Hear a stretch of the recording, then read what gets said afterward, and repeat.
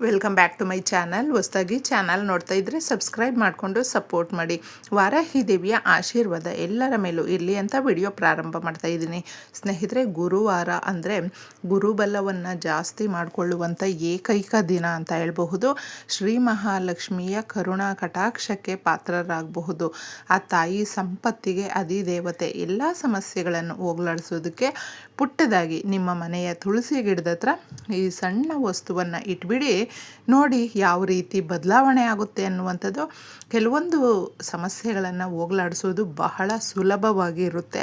ತುಂಬ ಜನ ಅಂದ್ಕೊಳ್ತಾರೆ ನಮಗೆ ಎಲ್ಲ ಕಷ್ಟಗಳು ಒಂದೇ ಸಾರಿ ಬಂದಿದೆ, ಇದೆಲ್ಲವೂ ತೀರಿಸೋದಕ್ಕೆ ನಮಗೆ ಆ ಸಾಹಸ ಪಡ್ಕೊಳ್ಬೇಕು, ನಮ್ಮ ಎಲ್ಲ ಕೋರಿಕೆಗಳು ನೆರವೇರಿಸ್ಕೊಳ್ಳೋದಕ್ಕೆ ತುಂಬ ಸುಲಭ ಏನೂ ಇಲ್ಲ ದಾರಿ ಅಂತ ಅಂದ್ಕೊಳ್ತೀವಿ. ಆದರೆ ಮುಖ್ಯವಾಗಿ ಈ ರೀತಿಯ ಗುರುವಾರದ ದಿನಗಳಲ್ಲಿ ಲಕ್ಷ್ಮಿಯ ವಾರ ಅಂತ ನಾವು ಈ ಶುಕ್ರವಾರವನ್ನು ಗುರುವಾರವನ್ನು ಲೆಕ್ಕಕ್ಕೆ ತಗೊಳ್ಳೋದ್ರಿಂದ ಎಲ್ರಿಗೂ ಕೂಡ ಅವ್ರದ್ದೇ ಆದಂಥ ಒಂದು ವಿಧಾನದಲ್ಲಿ ದಿನನಿತ್ಯದ ಪೂಜೆ ಮನೆಯಲ್ಲಿ ಕ್ಲೀನ್ ಮಾಡಿಕೊಂಡು ಈ ದಿನ ಗುರುವಾರದ ದಿನಗಳಲ್ಲಿ ಏನು ಮಾಡಬೇಕು ಅಂದರೆ, ತುಂಬ ಜನ ಏನು ಮಾಡ್ಕೊಳ್ತಾರೆ ಅಂದರೆ ಮನೆ ಒರೆಸುವಾಗ ಕಲ್ಲುಪ್ಪು ಹಾಗೂ ಅರಿಶಿಣವನ್ನು ಗುರುವಾರದ ದಿನ ಹಾಕಬಾರ್ದು ಸ್ನೇಹಿತರೆ. ಹಾಕದೆ ನಾವು ಹಾಗೆ ಮನೆಯನ್ನು ಒರೆಸ್ಕೊಳ್ಬೇಕಾಗುತ್ತೆ.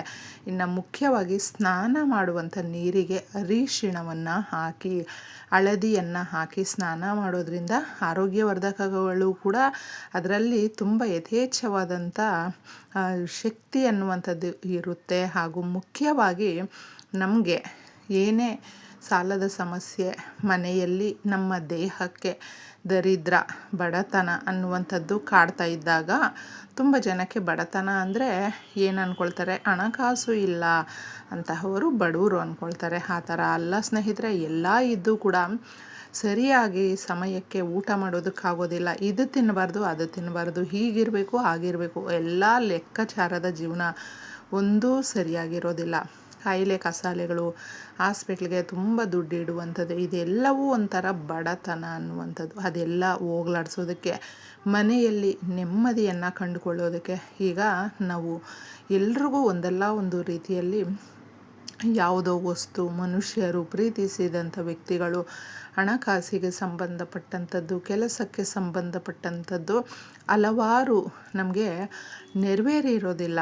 ಆ ಕೆಲಸಗಳಲ್ಲಿ ನೆಮ್ಮದಿ ಅನ್ನುವಂಥದ್ದು ಇರೋದಿಲ್ಲ. ಅಂತಹವರು ಈಸಿಯಾಗಿ ಮನೆಯ ತುಳಸಿ ಗಿಡವನ್ನು ನೋಡಿದಾಗ ಅದರ ಬೆಳವಣಿಗೆಯಲ್ಲಿ ನಮ್ಮ ಸಂಪತ್ತು, ನಮ್ಮ ಐಶ್ವರ್ಯ, ನಮ್ಮ ಆರೋಗ್ಯ, ನಾವು ಎಲ್ಲ ರೀತಿಯಲ್ಲೂ ಕೂಡ ಚೆನ್ನಾಗಿರುವಂತೆ ಅದರಲ್ಲಿ ನಮಗೆ ಸೂಚಿಸುತ್ತೆ.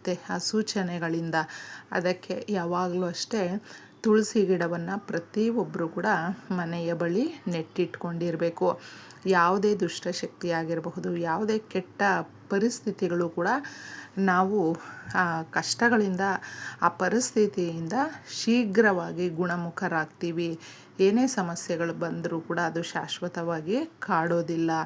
ನಮ್ಮ ಎಲ್ಲ ಕೋರಿಕೆಗಳು ಕೂಡ ನೆರವೇರುವಂತೆ ಹಾಗೂ ಶತ್ರುಗಳು ಏನಾದರೂ ನಮ್ಮ ಜೀವನದಲ್ಲಿ ಆಟಾಡ್ತಾ ಇದ್ದರೆ, ಅವರು ನಮ್ಮ ಮನೆಗೆ ಏನಾದರೂ ಮಾಡಿದರೆ ಎಲ್ಲವೂ ಕೂಡ ಹೋಗಲಾಡಿಸುತ್ತೆ. ತುಳಸಿ ಗಿಡ ಒಂದಿದ್ದರೆ ಸಾಕು, ದುಷ್ಟಶಕ್ತಿಗಳು, ನಕಾರಾತ್ಮಕ ಶಕ್ತಿಗಳು ಮನೆಯ ಒಳಗಡೆ ಬರೋದಿಲ್ಲ. ಇನ್ನು ಆರೋಗ್ಯ ದೃಷ್ಟಿಯಿಂದ ಕೂಡ ಇದು ಎಲ್ಲ ರೀತಿಯಲ್ಲೂ ಕೂಡ ನಮಗೆ ಒಳ್ಳೆ ರೀತಿಯ ಆಕ್ಸಿಜನ್ನನ್ನು ಬಿಡುಗಡೆ ಮಾಡುತ್ತೆ. ದಿನದ 24 ಗಂಟೆಯಲ್ಲಿ 22 ಗಂಟೆಗಳು ಕೂಡ ಶುದ್ಧವಾದಂಥ ಗಾಳಿಯನ್ನು ಅದು ಬಿಡುಗಡೆ ಮಾಡೋದ್ರಿಂದ ನಮ್ಮ ಪರಿಸರದಲ್ಲಿ ಸಾಕಷ್ಟು ಕಲುಷಿತವಾಗಿದೆ. ನಾವು ಆರೋಗ್ಯವಂತರಾಗಿ ಇರೋದಕ್ಕೆ ತುಳಸಿ ಗಿಡ ಬಹಳ ಸಹಾಯವನ್ನು ಮಾಡುತ್ತೆ. ಪ್ರತಿನಿತ್ಯ 1-2 ಎಲೆಗಳನ್ನು ಸೇವನೆ ಮಾಡೋದು ಕೂಡ ಉತ್ತಮವಾಗಿರುತ್ತೆ. ಇನ್ನು ಈ ದಿನ ನೀವು ಸಂಧ್ಯಾ ಸಮಯದಲ್ಲಿ, ಆ ಪ್ರದೋಷದ ಕಾಲ ಅನ್ನುವಂಥದ್ದು ಶ್ರೀ ಮಹಾಲಕ್ಷ್ಮಿ ಓಡಾಡುವಂಥ ಸಮಯ ಭೂಲೋಕದಲ್ಲಿ, ಅರಿಶಿಣವನ್ನು ಸ್ವಲ್ಪ ಈ ರೀತಿ ಗಟ್ಟಿಯಾಗಿ ಕಲಿಸ್ಕೊಂಡಿದ್ದೆ, ಒಂದು ಗೋಲಿ ಸೈಜಷ್ಟು ಸಾಕು. ಅದಕ್ಕೆ ಸ್ವಲ್ಪ ಅಕ್ಷತೆ, ಕುಂಕುಮ ಹಾಕಿ ತುಳಸಿ ಗಿಡದ ಬುಡದತ್ರ ಇಡಬೇಕು ಸ್ನೇಹಿತರೆ. ಇಷ್ಟೇ. ಅದನ್ನು ಇಟ್ಟು ನಿಮ್ಮ ಇಷ್ಟಾರ್ಥಗಳನ್ನು ಹೇಳ್ಕೊಳ್ಳಿ, ನಿಮ್ಮ ಕೋರಿಕೆಗಳನ್ನು ಕೇಳ್ಕೊಳ್ಳಿ. ದಿನನಿತ್ಯ ತಾಮ್ರದ ಚೊಂಬಲ್ಲಿ ತುಳಸಿ ಮಾತೆಗೆ ನೀರನ್ನು ಹಾಕಿ ನೀವು ದಿನವನ್ನು ಪ್ರಾರಂಭ ಮಾಡಿ. ಎಲ್ಲ ರೀತಿಯ ಪೂಜೆ ಮಾಡಿದಷ್ಟು ಪುಣ್ಯ ಫಲ ನಿಮ್ಮದಾಗುತ್ತೆ, ಇಷ್ಟಾರ್ಥಗಳು ನೆರವೇರುತ್ತೆ. ಪೂಜೆ ಮಾಡಲಿಲ್ಲ ನಾವು ಅನ್ನುವಂಥ ಕೊರಗು ಇರೋದಿಲ್ಲ. ಇನ್ನು ಯಾವಾಗಂದರೆ ಆವಾಗ ತುಳಸಿ ಗಿಡಕ್ಕೆ ನೀರನ್ನು ಹಾಕಬಾರ್ದು. ಪ್ರತಿನಿತ್ಯ ಬೆಳಗ್ಗೆ ನಾವು ಹಾಕ್ಕೊಳ್ಬೇಕು. ಭಾನುವಾರದ ದಿನಗಳಲ್ಲಿ, ಏಕಾದಶಿಯ ದಿನಗಳಲ್ಲಿ ತುಳಸಿ ಗಿಡಕ್ಕೆ ನೀರನ್ನು ಹಾಕಬಾರ್ದು. ಇನ್ನು ತುಳಸಿ ಮಾತೆ ಶ್ರೀ ಮಹಾಲಕ್ಷ್ಮಿಯ ಪ್ರತಿರೂಪ.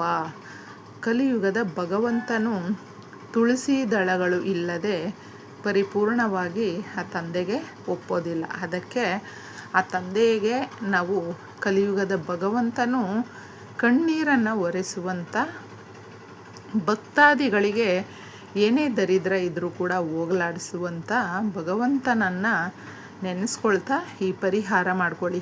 ಏಲಕ್ಕಿಯನ್ನು ತಗೊಳ್ಳಿ. ಏಲಕ್ಕಿ ನಮ್ಮ ಜೀವನದ ದಿಕ್ಕನ್ನು ಬದಲಿಸುತ್ತೆ. ಆಶ್ಚರ್ಯ ಪಡಬಹುದು ತುಂಬ ಜನ. ಕೆಲವೊಂದು ವಸ್ತುಗಳು ಹಾಗೆ ಸ್ನೇಹಿತರೆ. ಇನ್ನು ಒಣಮೆಣಸಿನಕಾಯಿಯನ್ನು 1 ಅಥವಾ 2 ತಗೊಳ್ಳಿ. ಒಂದು ಮೊಗ್ಗೇರುವಂಥ ಲವಂಗವನ್ನು ತಗೊಳ್ಬೇಕು. ಈ ವಸ್ತುಗಳು ನೀವು ನೋಡ್ತಾ ಇದ್ದೀರಾ, ತೊಟ್ಟಿ ಇರಬೇಕು ಒಣಮೆಣಸಿನಕಾಯಿಗೆ. ಅದನ್ನು ತೊಟ್ಟು ತುದಿ ಏನೂ ಮುರಿಯೋದಕ್ಕೆ ಹೋಗಬೇಡಿ. ಇನ್ನು ಏಲಕ್ಕಿಗಳು ಹಸಿರಾಗಿ ಇರಬೇಕು. ಒಂದು 3 ಅಥವಾ 5 ತಗೊಳ್ಳಿ. ಇನ್ನು ಮುಖ್ಯವಾಗಿ ಲವಂಗವನ್ನು ತಗೊಳ್ಬೇಕು.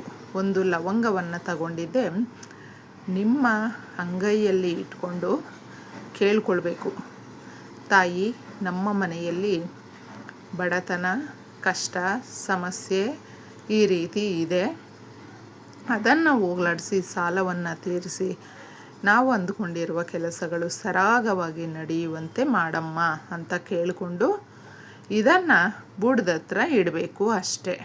ಇನ್ನೇನು ಅದನ್ನು ಮಣ್ಣು ತೆಗೆಯೋದಾಗಲಿ ಆ ಥರ ಮಾಡೋದಕ್ಕೆ ಏನೂ ಹೋಗಬೇಡಿ. ಇಡ್ತೀರಾ, ಕೇಳಿಕೊಂಡು ಮತ್ತೆ ನಿಮ್ಮ ಕೋರಿಕೆಗಳನ್ನು ನೆರವೇರಿಸ್ಕೊಳ್ಳೋದಕ್ಕೆ ಭಕ್ತಿಯಿಂದ ಅದನ್ನು ಅಲ್ಲಿ ಹಾಕ್ಬಿಟ್ಟಿದ್ದೆ. ಇನ್ನು ನಿಮ್ಮ ಕೆಲಸ ನೀವು ಮಾಡಿಕೊಳ್ಳಿ ಸ್ನೇಹಿತರೆ. ಅದು ಹಾಗೇ ಮಣ್ಣಲ್ಲೇ ಹೋಗ್ಬಿಡುತ್ತೆ, ಮಣ್ಣಾಗುತ್ತೆ, ತೊಂದರೆ ಇಲ್ಲ. ಈ ಥರ ಈ ವಸ್ತುಗಳನ್ನು ಇಟ್ಟಾಗ ಶತ್ರುಗಳು ಇರ್ತಾರಲ್ವ, ಅವರು ನಮ್ಮ ಜೀವನದಲ್ಲಿ ಆಗುವಂಥ ಸಮಸ್ಯೆಗಳಿಗೆ ಅವರೇ ಸಾಕ್ಷಿಯಾಗಿದ್ದರೆ ಅದು ರಿವರ್ಸ್ ಹೊಡೆಯುತ್ತೆ, ಕೋರಿಕೆಗಳು ನೆರವೇರುತ್ತೆ, ಹಣಕಾಸು ಬಿಡುಗಡೆ ಆಗುತ್ತೆ. ಯಾಕಂದರೆ ಬರುವಂಥದ್ದು ಸಾಕಷ್ಟು ಇದ್ದಾಗ ಅದು ನಮಗೆ ಸಾಲ ತೀರಿಸಿ ನಾವು ನೆಮ್ಮದಿಯನ್ನು ಕಂಡುಕೊಳ್ಳೋದಕ್ಕೆ ಈ 2 ವಸ್ತುಗಳು ಸಹಾಯ ಮಾಡುತ್ತೆ. ಇಷ್ಟು ಮಾಡ್ಕೊಂಡು ನೋಡಿ. ಎಲ್ರಿಗೂ ಒಳ್ಳೆಯದಾಗಲಿ.